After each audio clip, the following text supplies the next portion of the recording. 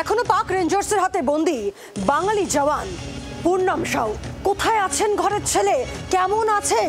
উদ্বেগ উৎকণ্ঠায় পূর্ণম সাউয়ের বাড়ির সদস্যরা, পরিবার, মা বাবা তারা এখনো এক রাশ উদ্বেগের মধ্যে দিন কাটাচ্ছেন।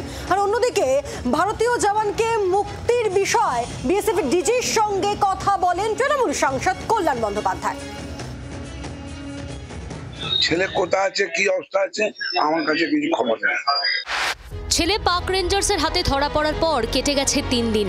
মুক্তি পাওয়া দূর, ছেলের সম্পর্কে কোনো খবরই পাচ্ছে না পরিবার।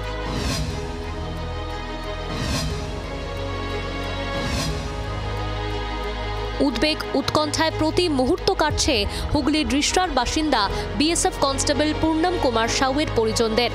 ওরা ফোন করেছিল, একটাই কথা বললো যে প্ল্যান মিটিং চলছে। আচ্ছা, প্ল্যান মিটিং আমাদের করছে। এটা কি ফলপ্রসূ হচ্ছে? না, এর কিছু আমি জানতে পাই।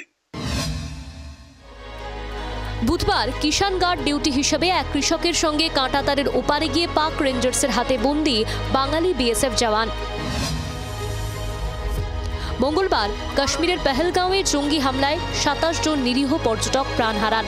সন্ত্রাসবাদী ও তাদের মদতদাতা পাকিস্তানের বিরুদ্ধে প্রত্যাঘাত শুরু করেছে ভারত। এই আবহেই পাকিস্তানে আটক হয়েছেন পূর্ণম কুমার সাউ।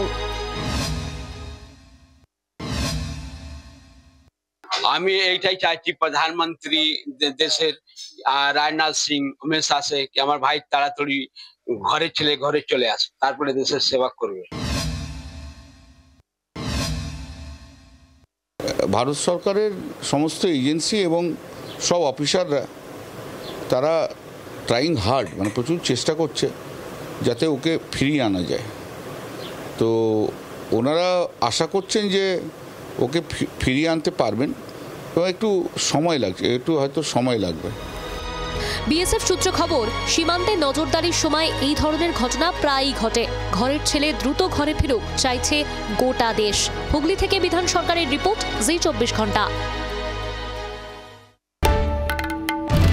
বাংলার আওয়াজ, বাঙালির আবেগ, জি 24 ঘন্টা।